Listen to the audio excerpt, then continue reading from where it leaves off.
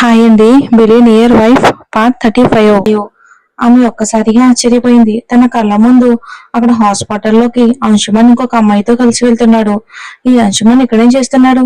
అది కూడా ఒక అమ్మాయితో కలిసి. నేను అసలు సరిగ్గానే చూస్తున్నానా అని అనన్య తన కళ్ళను రుద్దుకుని చూసింది. అవును, ఖచ్చితంగా అతను అంశుమనే. వెంటనే ఆమె ఆమె తన తల్లి వైపుకు చూసింది. కానీ ఆమె మరో వైపుకు తిరిగి ఉండటంతో అంశుమన్ను చూడలేదు. మమ్మీ, మీరు కొద్దిసేపు ఇక్కడే ఉండండి, నేను ఇప్పుడే వస్తాను అని చెప్పి ఆమె మళ్ళీ హాస్పిటల్ లోపలికి వెళ్ళింది. ఇక ఏంటి ఇదంతా? ఏం జరుగుతుంది? అంశు, చూడండి, ఇదంతా మీ వల్లే జరిగింది. మీరు జాగ్రత్తలు తీసుకోలేదు కాబట్టి మీ ఒక్క తప్పు వల్ల నేను హాస్పిటల్ వరకు రావాల్సి వచ్చింది. అయ్యో జెస్సీ, నాకు అలా చేస్తే ఇంట్రెస్ట్ ఉండదు, నీకు తెలియదా? నువ్వు కూడా జాగ్రత్తగా ఉండాల్సింది. ఇప్పుడు వచ్చి నన్ను ఎందుకని ఇలా నిందిస్తున్నావు? అవును, మీరు నన్ను జాగ్రత్తగా ఉండనిస్తారు కదా. హ్మ్, ఎప్పుడు వస్తారో ఎప్పుడు వెళ్తారో కూడా కనీసం నాకు తెలియనే తెలీదు. మీ భార్యతో గొడవ అయితే కూడా నా దగ్గరికి వస్తారు. మీ కుటుంబంలో ఏదైనా సమస్య ఉంటే కూడా నా దగ్గరికి పరిగెత్తుకుంటూ వస్తారు. మరి అలాంటప్పుడు నేను ఏం చెయ్యాలి అంటూ ఆమె కూడా కోపంగానే ఉంది. అరే, భార్య అసలు ఏం చేయనిస్తుంది డియర్? ఆమె దగ్గరికి వెళ్తే చాలు, మీ అన్నయ్య ఎలా చేశాడు, నీ లక్ష్య ఎలా చేసింది, మీ అమ్మ ఎలా చెప్పింది, మీ నాన్న అలా అన్నాడు అంటూ ఎప్పుడు ఇంట్లో వాళ్ళ విషయాలే మాట్లాడుతుంది. ఒక మనిషి ప్రేమగా దగ్గరకు వచ్చినా కూడా ఏదో ఒకటి చెప్పి అంతా పాడు చేసేస్తుంది. అందుకే ఏం చెయ్యాలి? అందుకే నిన్ను వెతుక్కుంటూ నీ దగ్గరికి రావాల్సి వస్తుంది. జనేమాన్, అయితే అంశు, మీ భార్య చాలా మోడ్రన్ గా మరి అందంగా ఉంటుంది కదా. మరి బయట తినడం మీద నీకు అంత ఇష్టం ఎందుకు? ఇంటి ఇంటి ఇంటి బోరింగ్ భోజనం కంటే బయట దొరికే కారంగా టేస్టీగా ఉండే ఆహారమే మాకు ఎక్కువ ఇష్టమని చెప్పి అంశుమన్ చూపు ఆమె వైపుకు మళ్ళింది. ఒక ప్రాణాన్ని అంతం చేయడానికి వచ్చామని ఆలోచన కూడా లేకుండా ఇద్దరు మళ్ళీ ఇలా ఎలా మాట్లాడుతున్నారో. ఇక ఆమె పరిస్థితి ఎలా ఉండబోతుందో మరి ఇక దేవుడికే తెలియాలి. అదే సమయంలో ఇక ఒక నర్సు వచ్చి పిలవటంతో వారిద్దరూ లోపలికి వెళ్లారు. అనన్య వారిద్దరిని దూరం నుంచి చూసింది. కానీ వారి మాటలు ఏమీ ఆమెకి వినిపించలేదు. ఆ అమ్మాయి ఖచ్చితంగా ఎవరో తెలుసుకోవాలని ఆమెకు చాలా ఆసక్తిగా అనిపించింది. ఏం చెయ్యాలని ఆలోచిస్తూ ముందుకు వెళ్ళబోతూ ఉండగా అప్పుడే ఆ నర్సు బయటికి వచ్చింది. అనన్య ఆమెను ఆపింది. సిస్టర్, చెప్పండి, ఇప్పుడే మీరు పిలిచి లోపలికి పంపించిన వాళ్ళు ఎవరు? డాక్టర్ని కలవడానికి ఎందుకు వచ్చారు? అదేంటి, అసలు మీరు వాళ్ళ గురించి ఎందుకు అడుగుతున్నారు? అసలు మీరు వాళ్ళకి ఎవరు? ఒక క్షణం ఆమె ఆశ్చర్యపోయింది. ఆ అమ్మాయి నా ఫ్రెండు. అసలు ప్రాబ్లం ఏంటో తెలుసుకోవాలని అడుగుతున్నాను. అరే మేడం, మీరు ఆ అమ్మాయికి ఫ్రెండ్ కదా, మరి ఆమెకు చెప్పలేరా? పెళ్లికి ముందే ప్రెగ్నెంట్ అయిపోయింది. ఇప్పుడు అబార్షన్ చేయించుకోవడానికి తన లవర్తో కలిసి వచ్చింది. ఆ అబ్బాయిని చూస్తేనే తెలుస్తుంది అతను ఎలా ఉన్నాడో. 100% ఆమెను ఖచ్చితంగా మోసం చేసి వెళ్ళిపోయే రకమే అనిపిస్తుంది. నర్స్ మాటలు అనన్య తలపై పిడుగు పడినట్టుగా అనిపించాయి. సిస్టర్, ఏంటి మీరు మీరు నిజంగానే చెప్తున్నారా? ఎందుకంటే ఆ ఆ మిస్టర్ కూడా నాకు తెలిసిన వ్యక్తే. ఆయన ఆయన ఇలాంటి తప్పు చేసే వ్యక్తి కాదు. అరే మేడం, ఇప్పుడే చెప్పాను కదా, మోసం చేసే వాళ్ళని ఈ ప్రపంచంలో అమ్మాయిలు చాలా మంచి వాళ్ళగా నమ్ముతారు. ఇక్కడ చూడండి, ఈ బిడ్డ తనదే అని అతనే సంతకం చేశాడు. అబార్షన్ కోసమే డాక్టర్ను కలవడానికి వెళ్ళారు. ఇంతకంటే ఇంకేం కావాలి మేడం? ఇక మీరు ఇక్కడ నుండి వెళ్ళండి అని చెప్పి ఆ నర్స్ అక్కడి నుండి వెళ్ళిపోయింది. ఆ మాటలను అనన్య నమ్మలేకపోయింది. ఈ నిజం విని ఆమె కళ్ళల్లో నీళ్లు తిరిగాయి. లేదు లేదు, ఇది నిజం కాదు. అంశుమన్ ఇలాంటి తప్పు ఎప్పుడు చేయడు. ఆ నర్సు అబద్ధం చెప్తుంది అని పిచ్చిదానిలా గొనుక్కుంటూ ఉండగా ఆమె తల్లి ఆమెను కదిలించడంతో ఆమెకు స్పృహ వచ్చింది. ఏ అను, ఏమైంది? ఇక్కడ ఏం చేస్తున్నావు? నేను ఎప్పటి నుంచో నీ కోసం ఎదురు చూస్తూ ఉన్నాను. అది అది అమ్మా, ఒక అమ్మాయిని నా స్నేహితురాలు అనుకుని లోపలికి వెళ్ళాను. కానీ ఆమె వేరే అమ్మాయి అని అబద్ధం చెప్తూ ఆమె తన తల్లి వైపుకు చూసింది.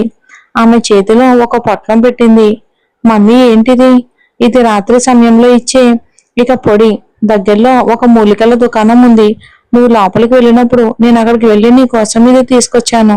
దీన్ని మంచి ఆవు పాలలో కలిపి నీ భర్తకి ఇవ్వు. తర్వాత చూడు, అతను నిన్ను వదిలి ఎక్కడికి వెళ్ళడు. మీ ఇద్దరి మధ్య ప్రేమ మరింత పెరుగుతుంది.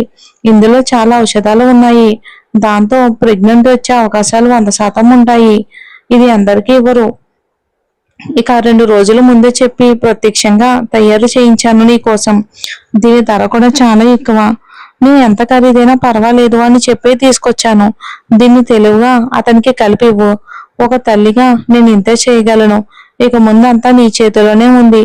నీకు ఒక బిడ్డ పుడితే అన్ని సర్దుకుంటాయి. ఆ సమయంలో అనన్యకు కూడా తన తల్లి మాటలు నిజమే అనిపించాయి. ఆమె అయిష్టంగానే దాన్ని జాగ్రత్తగా తీసుకుంది. ఇక మరోవైపు సూరజ్ తన పని పూర్తి చేసుకుని ఇంటి నుంచి ఆఫీస్కి వెళ్ళిపోయాడు.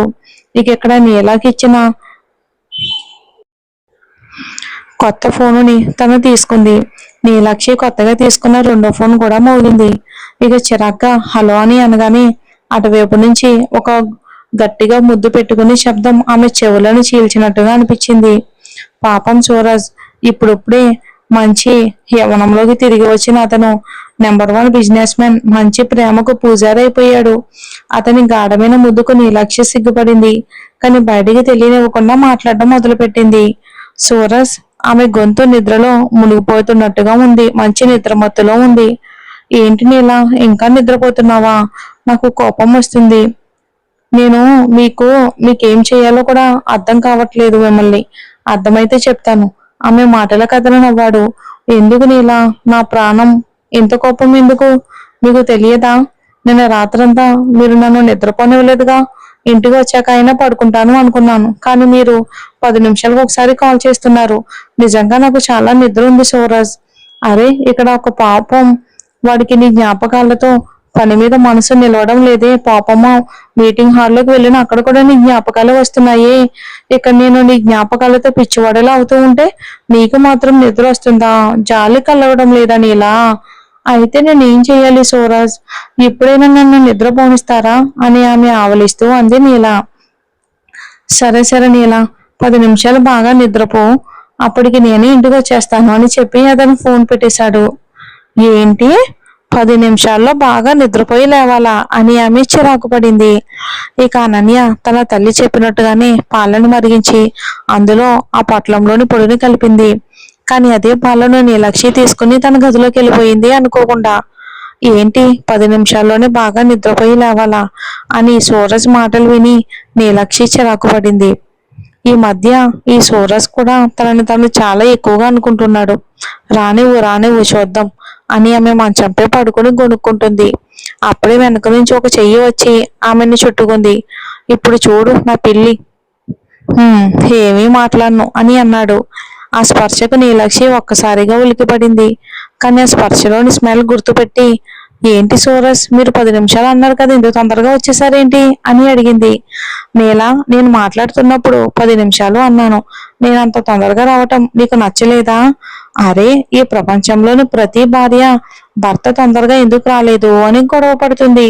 కానీ నువ్వేమో తొందరగా ఎందుకు వచ్చారు అని అడుగుతున్నావు. పో, నేను నీ మీద కోపంగా ఉన్నాను అని చెప్పి అతను వాష్రూమ్లోకి వెళ్ళిపోయాడు. ఏమండి, మీరు ఎక్కడికి వెళ్ళినా తిరిగి రావాల్సింది ఇక్కడికే, ఇది గుర్తించుకోండి అని ఆమె గట్టిగా నవ్వుతూ అంది సూరజ్తో. వెళ్ళు, ఈ రోజు నువ్వే స్వయంగా నా దగ్గరకు వచ్చే వరకు నేను నీతో మాట్లాడను అని అతను లోపల నుంచే గట్టిగా అరిచాడు. సూరజ్, ఇప్పుడే కదా మీరు నాతో మాట్లాడుతున్నారు అని ఆమె అడిగింది. కానీ సూరజ్ నుండి ఎలాంటి సమాధానం రాలేదు. సూరజ్, నేను కిందకి వెళ్తున్నాను, ఫ్రెష్ చేసి భోజనం చేయడానికి రండి.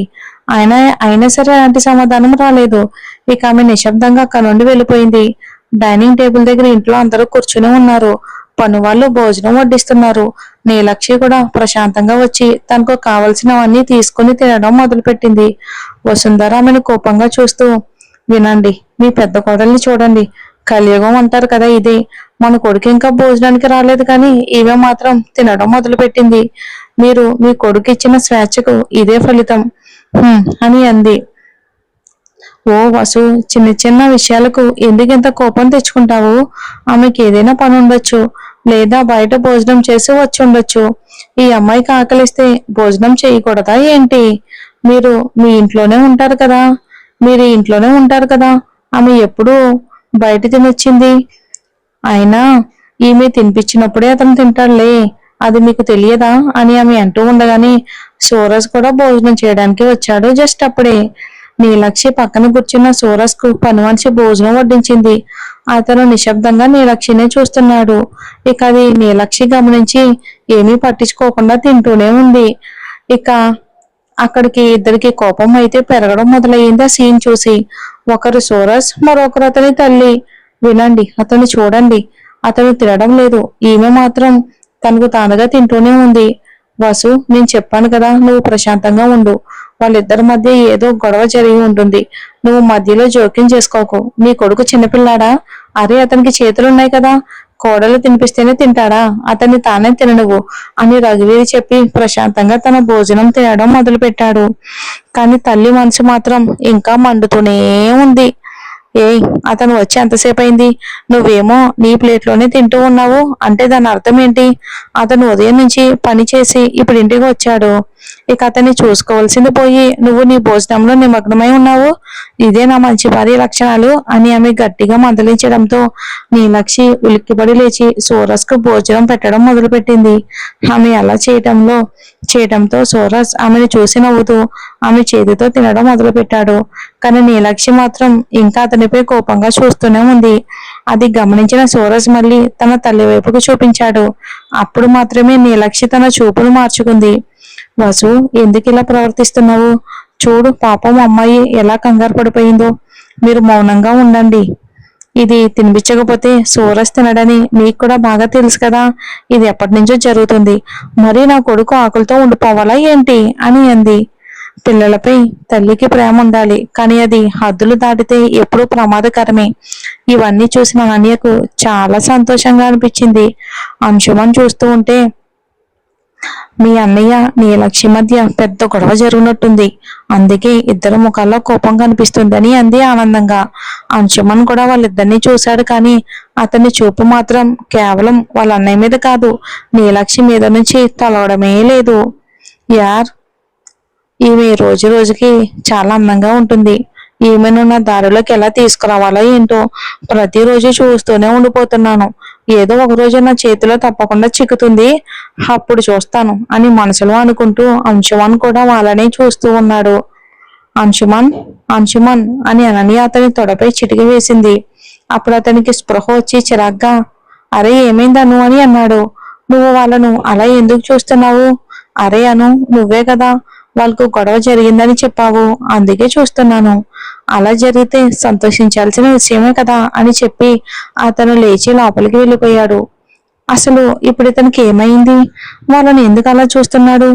ఈ రోజు హాస్పిటల్లో చూసిన విషయం ఇతను అడగాలా? వద్దులే, ఏదైనా అడిగితే కోపం తెచ్చుకుంటే అప్పుడు మన ప్లాన్ ఏమవుతుంది అని ఆలోచిస్తూ అందరూ వెళ్ళిపోయే వరకు ఎదురు చూసింది. అందరూ తమ తమ గదుల్లోకి కూడా వెళ్ళిపోయారు. వంటగదిలోకి వెళ్ళి ఆమె సాయంత్రానికి పని వాళ్లతో పాలు తెప్పించుకుంది. ఫ్రిడ్జ్ నుంచి తీసుకుని వాటిని మరిగించింది. పాలను బాగా చిక్కగా చేసింది. తర్వాత తల్లిచ్చిన పొడిని తీసుకుంది. ఇక అటు ఇటు చూసుకుంటూ జాగ్రత్తగా దాన్ని మెల్లగా గ్లాసులోకి కలిపింది, ఎవరూ చూడకుండా. అప్పుడే సడన్ గా ఆమె ఫోన్ మోగింది. చూసుకుంటే తన తల్లి ఫోన్. మమ్మీ, ఏ అను, నేను చెప్పినట్టు చేసావా? అవును మమ్మీ, జస్ట్ ఇప్పుడే పాలు మరగబెట్టి వాటిని కలిపాను. అరే, పాలు స్వచ్ఛమైన ఆవు పాలే కదా, ఎక్కడ ప్యాకెట్ పాలు ఏమీ కలపలేదు కదా? మమ్మీ, ఇవి ఆవు పాలే. ఇక ఒక పని మనిషితో నీ ఆవు పాలను తెప్పించాను. ఇంకా అమ్మా, ఒక ముఖ్యమైన విషయం కూడా నీకు చెప్పాలి. ఏంట్రా? ఆ నీలక్షిని ఇంటి నుంచి పంపించేసావా ఏంటి? ఇంపార్టెంట్ న్యూస్, గుడ్ న్యూస్ అంటున్నావు. అదైతే అసలు జరగడం లేదులే అమ్మా అని మాట్లాడుతూ ఇక అలా మాటల్లో మునిగిపోయిన అనన్య వంటగది నుంచి బయటికి వచ్చి ఇక అలా మాట్లాడుతూ ఒక మూలలో నిలబడింది. మమ్మీ, ఆ నీలక్షి సూరజ్ల మధ్య గొడవ జరిగింది. ఏమంటున్నావు? నువ్వు చూసావా? లేదు లేదు, అది చూడడం నా అంత అదృష్టంలో లేదు. కానీ ఈ రోజు ఇద్దరు ప్రేమ పక్షుల్లా కాకుండా దూరం దూరంగా ఉన్నారు అని చెప్పి తర్వాత డైనింగ్ టేబుల్ దగ్గర జరిగిన విషయాలన్నీ అనన్య తన తల్లితో ఆసక్తిగా చెప్తూ ఉంది. ఇక మరోవైపు అనన్య వెళ్ళిపోయిన కొన్ని సెకండ్ల తర్వాత నీలక్షి లోపలికి వచ్చింది. ప్యాకెట్ పాలను మరిగించడానికి పొయ్యి మీద పెట్టింది. వెనక్కి తిరిగినప్పుడు ఆమె చూపు పాల గ్లాసుపై పడింది. తాగి చూసింది, వేడిగానే ఉన్నాయి. అరే, ఇది ఎవరు ఇక్కడ పెట్టి వెళ్ళారు? ఇంకా వేడిగానే ఉంది, వృధా ఎందుకు చెయ్యాలి? సరే, ఇదే సూరజ్కి ఇచ్చేస్తాను అని చెప్పి ఆమె గ్లాస్ తీసుకుని తిరగ్గా ఆమె ఎదురుగా రఘువీరు నిలబడి ఉన్నాడు. అరే మావయ్య, మీరు ఇక్కడ ఏం చేస్తున్నారు? మీ అత్తగారు సరిగ్గా భోజనం చేయలేదు తల్లి, అందుకే పాలు తీసుకెళ్ళడానికి వచ్చాను.